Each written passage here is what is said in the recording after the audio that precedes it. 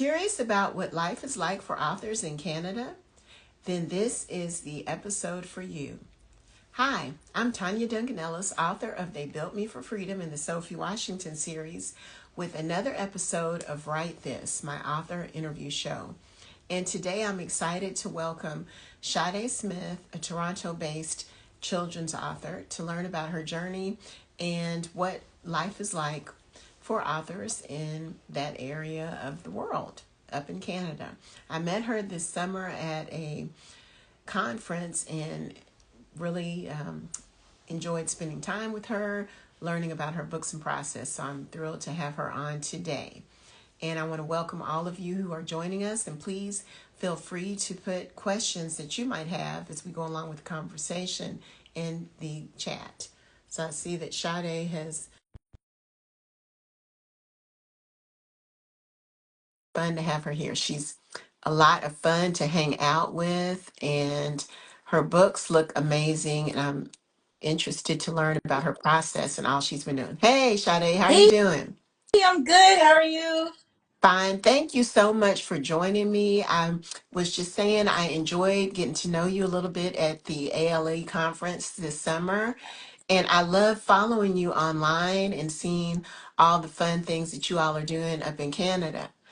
After last week, I may be might move up there with y'all Yes, up for in sure. Toronto. Right? For sure. Very good. Yes.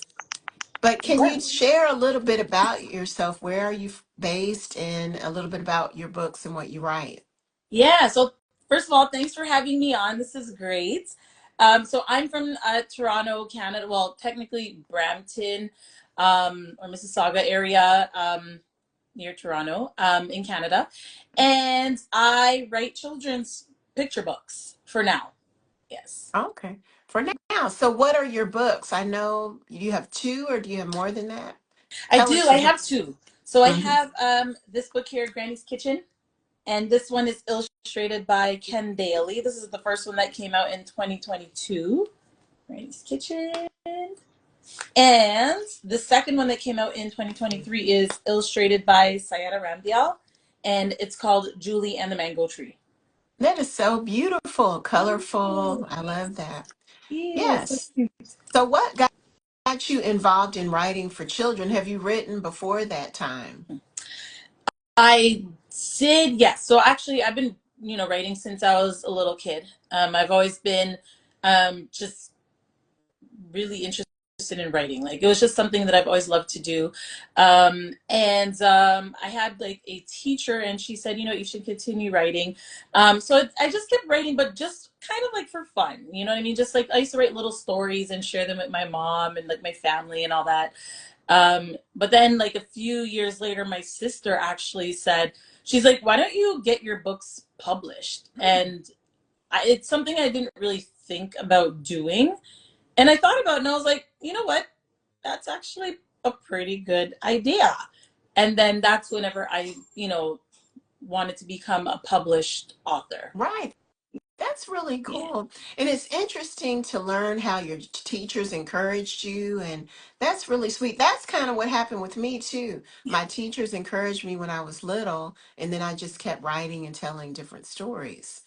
So Yeah. that's interesting. Yeah. Now, you were saying you write for now. What does that mean? Will you write for other genres, do you think, or what? Um, yeah, so well, I have the two published picture books, but I am working on like a middle grade novel. I just finished a course with Humber College.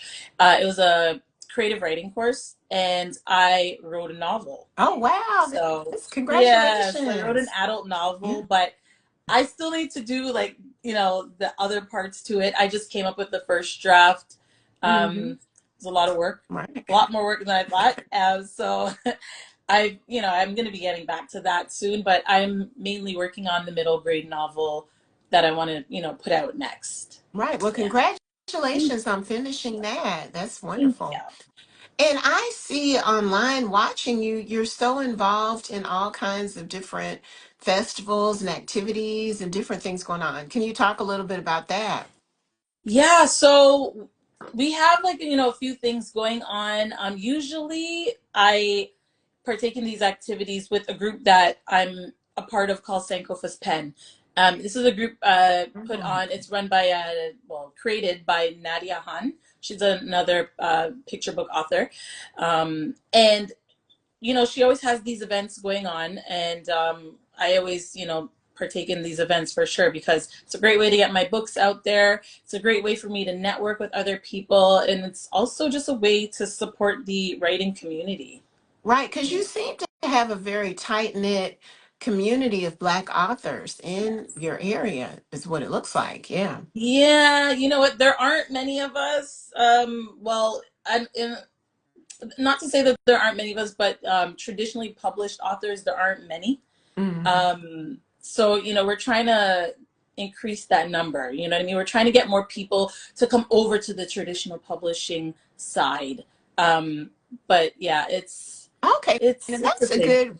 Okay, that brings up some issues for me or Mm. things that I've talked to people about. So, what do you think are the things that keep writers from pursuing traditional publishing? A lot of people from the feedback that I've received by, when speaking to people, it's mainly they don't really get the opportunity. So, Okay. they'll be querying and querying, but nobody really wants to pick up their stories because a lot of, sometimes they'll be like, well, we kind of already have enough Black authors type of thing. You know what I mean? So it's kind of like there's no way for them to get their, you know, foot in the door because it's like they, and also like I've heard, and I've heard this from people who are actually in like publishing, they say, oh, but there's not really that much of a demand. And Oh. I'm like, well, there's not really much of a supply, so you need to have a supply to have a demand, right? But they're like, yeah, but you need to have a demand to have a supply. And I'm like, yeah, it's a chicken and the egg. So, Oh, it's okay. one of those things. But yeah. Now, a question I have too, something I was thinking of. Do many of the Canadian authors, do you query in the United States or do you query in Canada? How does that work? You know what? A lot of Canadian authors they query in Canada. Um, well, from what I know, I my publisher is in the States. Is I'm with Macmillan, Okay. Firewall and Friends, so Matt Kids, and so I've queried in the States. But a lot of people query in Canada. They have Canadian publishers. I think it's just easier to, get your books picked up. Okay. But I went to the American publisher. Yeah. Now, why did you do that or what made you choose that route? Um, I feel like there's a further reach. Okay, There's why? just, yeah, like there's just so much more that, being with an American publisher can do per se. However, there are also the cons of that because whenever there's Canadian events, not too many people know who I am or know my books Oh, oh, because I'm with an American publisher. So in oh. Canada, it doesn't really help me, but everywhere else it does. Mm, So it's kind of like, the US has more bookstores. They have more people buying the books. So majority of the sales will come from the US. mm, So for me, it works out sales wise, yes. But whenever I want to, be involved in certain events in Canada, they don't really know who I am because I'm not with a Canadian publisher. oh, okay, Yeah. that's interesting. This is neat. Yeah. Yeah, because Yes. I've been to Toronto. I've been through Canada a little bit, but I don't know many, except for you all, Black people living in Canada. So, and I never went to Carabana. I used to live in Detroit, uh, and see, I'm like, man, I should have gone to Carabana. I never went yeah. up Yeah. there. That But used to be that's, a really good time. These days, like I haven't been in years, but it's oh, not okay. really the same. But back in the day, it was the time to be here. Yeah. Yes. I'm like, man, I should have gone to that. Yeah. It looks like it's Okay. picking back up though. It looks like it's getting good again. Okay. Yeah. So with middle grade, what led you to move from picture books to middle grade and novels and longer form writing? Um, you know what? I have a story in my head that it's just been in there for like a very long time, like decades. And I Okay. just want to get the story out. It wouldn't work in a picture book format because it's just way too many things happening. It's way too long. So I figured, you know what, let me try my hand at middle grade. Mm-hmm. So now that I know how to write a novel, I'm like, and I could write a picture book. I guess middle grade, I'm assuming, would be kind of merging the two together, so that's what I'm kind of trying to do right now. Now, what do you see as the difference between writing picture books and writing these other type of books? You definitely have to have a different voice because you're speaking to an older audience. It's picture books, you want to speak in a child's voice, right? And if you're writing adult, like an adult novel, you need to speak like an adult. You can't come with the whole children's, voice for that. It doesn't work.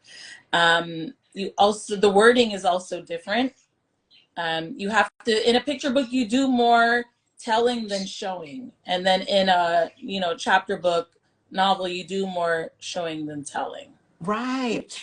That's Yeah. what I noticed because I started out writing chapter books, Hmm. then I moved to picture books, and then I'm in a group of middle grade writers, and they keep saying I'm underwriting because after writing picture books so long, I'm used to being really spare in my writing and Yeah. not putting all these details and things. Exactly. It's kind Yeah. of like, oh, and Julie was upset. But in a novel, you can't you can't really do that. You have to just show what her anger, right? Right. Like her Yeah, cheeks that got sounds red or cool. whatever, something like that. Yeah. So Yeah. Now, how do you feel writing adult for adults? Was that a leap for you or was it easy? How was that transition? that was, see, again, I had a story in my head that I really wanted to get out. So that's Hmm. kind of why I took the course to just get that story out on the paper. It was a little bit difficult because it's a lot longer. Hmm. You have to get up to like 80,000 words type of thing, right? Right? So Yeah. instead of what 1,000 words or an under for a picture book, right? Right. 600 words. So it's a lot longer. It was an experience. I had a really good mentor, so she helped guide me along the way, Hmm. and so she did help out a lot. So she taught me how to do certain things and how to make the writing just better. Right. So And yeah. plus, you took the course, so that probably Yeah. helped because you have to have deadlines of what you had to do, I guess. Yes, definitely. Yeah. Yes. The deadlines, they were kind of hard to reach, especially because I have life going on, Right. right? Like I have two Right. kids and, I have just things happening. So reaching the deadline was a little bit hard, but it did keep me dedicated to finishing, the writing the draft. So it's like, oh, I know I have to do this. So let me just get at my computer. Let me just start typing away. And I know that I have to do this. So it kind of, having the deadlines did help me stay on track. Yeah, this is because really for me, that even writing a picture book versus chapter books in middle grade is a big leap. Like it's totally different. People don't realize this. So writing for adults is a lot different, your voice and everything. Exactly. Exactly. Yeah. So this is exciting. So you really are a true artist as far as getting into all the areas of writing, I guess. Yeah, I'm trying. I'm trying. Now, how does the children's community react to you doing this, or what are they saying in the Going same? into middle grade. Mm-hmm. But still, Um, you're you know, still a children. You're still with kids, I guess. Yeah, but whenever I go to do school visits, I have a lot of kids asking me, "Can you write chapter books?" So Oh, they're right, actually very supportive, and they really want me to get into writing, books for older grades, right? Which is right. really nice. Yeah, and Yeah. I like writing different genres in the children's space, but now even with adults. So, are you going to query your novel, or what are you going to do with that? I am, but I have to do the second and I'm pretty sure third and probably fourth round of revisions. So Oh, okay. I haven't got to that yet.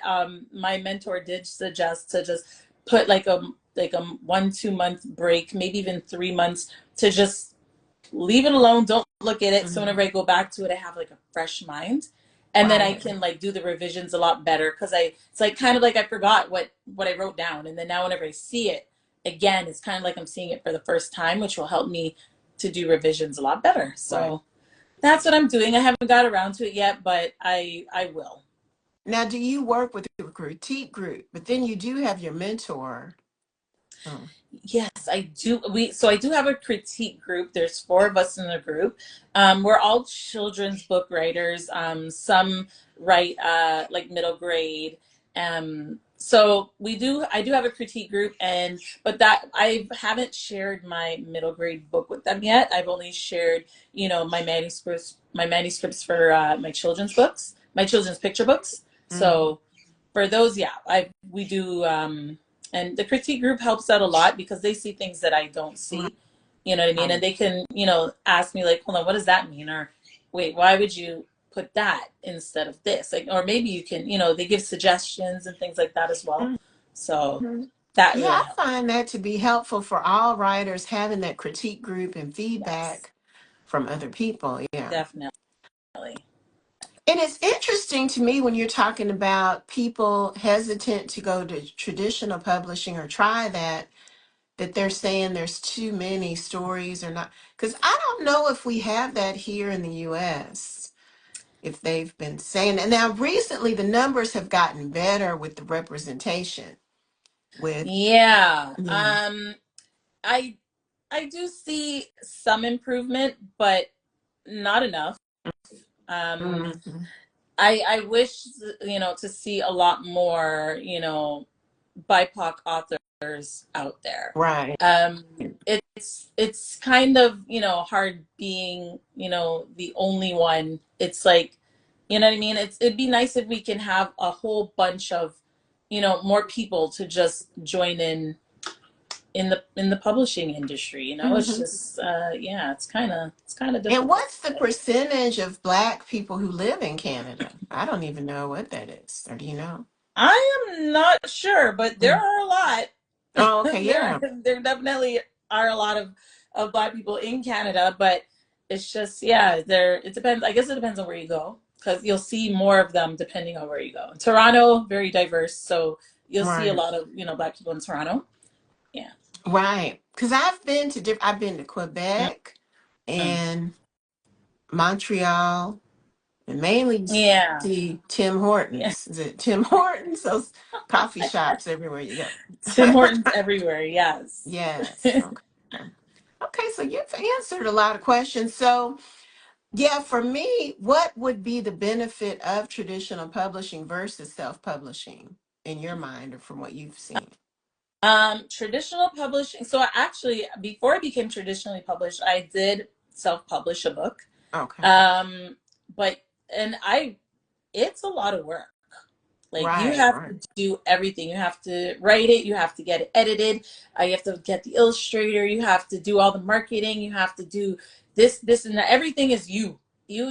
But when you're traditionally published, you literally just hand in the manuscript, and then they kind of do the rest. Hmm. Except for marketing, you still have to do your own marketing. But Right. at least you have that extra help because your books will be in bookstores, or they'll have your books at this event or that event, Hmm. which really does help you, because if you're self-published, you have to go to that event to have your books there. You have to go, to have your own book, event here to have your books shown, or like purchased or whatever. But at least when you're traditionally published, it's a lot easier. They kind of help you out with that, so Right. That's what I like is the yeah. distribution.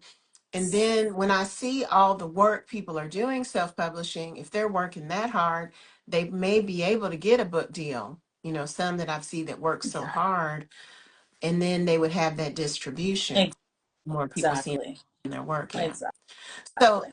yeah. So how do your kids react to your writing, or what do they think about it? Or your family? They do get excited. My sons always tell their teachers or their friends are like, oh, my mom's an author, she wrote this book. So they do always like talk about my books, which is really nice. Yeah. My son always he always tells me, oh, mommy, I'm so proud of you. Like, so Oh, that's it's sweet. really nice. I know it's so nice. It's Hmm. very sweet, just to hear those words. And, hopefully I motivate them to, do what they like to do and do what they Hmm. love. And yeah. That's good. Well, I'm Yeah. excited to hear what you're doing. I didn't know you were also doing novels and middle Yeah. grade and all that. So you're really, and you're very active. That's what I say. How can people reach you online? Or where are Yeah, you? you can reach me at Sade Smith _author on Instagram, Sade Smith author on Twitter or X. And SadeTSmith.com is my website. Right, because I love seeing you do a lot of retreats and different events that you all are doing up there to get your work out, get people excited about reading and books. Yeah. So that's Yeah, we great. try to keep it fun. We try to keep people, engaged and just to see our work, right? Because sometimes our work goes unseen. So we have to kind of show people like, hold on, here's our work. And then, Yeah. they're like, oh, I didn't even know this was here, or I didn't even know about this book. So you have to tell people, closed mouths don't get fed. If you don't say anything, people won't know about your work, right? So you That's need right. to show people your work. Right. And that's really a great advice for any of the authors. Like you said, closed mouths don't get fed. And they need to keep on Yeah. promoting because you do a really good job of. I like learning from your reels and some of the videos of little things you put in there. So I'm like, hey, I need to be Yeah, doing that. Oh. yeah. I try to keep it fun. I'm getting a little bit better with the video editing and doing the reels and things like that. So, I try to come up Right. with new ideas. Hmm. Yeah. Now, what would be some parting words of advice that you would give for people interested in writing and pursuing writing and publishing? I would say just keep doing what you're doing. If you have a passion for something, you're going to do it, regardless. Whether people see it or not, you're still going to do it. Eventually, people will see it. So, I say don't give up, because a lot of people, they try to get, they start querying and they get the rejection letters and they say, okay, forget it. I'm just going to like drop this. But if you really are passionate about something, just keep doing what you're doing. Eventually, you will get that yes. You will get, that agent. You will get that book published. You will get to where you're trying to be, but you just have to keep going. Right. That's excellent advice. And it just takes one That's yes. right. Takes that one Exactly. yes. Yeah. Well, Sade, I'm so happy to take this time to talk to you, and hopefully we'll get to meet again in person at Yeah. another event in times coming up. You got to come back to the U.S. You told me you never had grits. We got to I get you down. yeah. I You got need to to try some try grits. grits. I don't know. But listen, next time I go to the US, I am just going to look for grits. That's going to be my main goal. Yeah, go to breakfast and get you some grits. For Okay. sure. Well, Thank you so thank much for you. having me on. I do appreciate this. Yes, This was great. thank you. Good to talk to you. And thank you, everybody, for joining us. And we'll see you again for another episode of Write This. Bye bye. Thanks. Bye.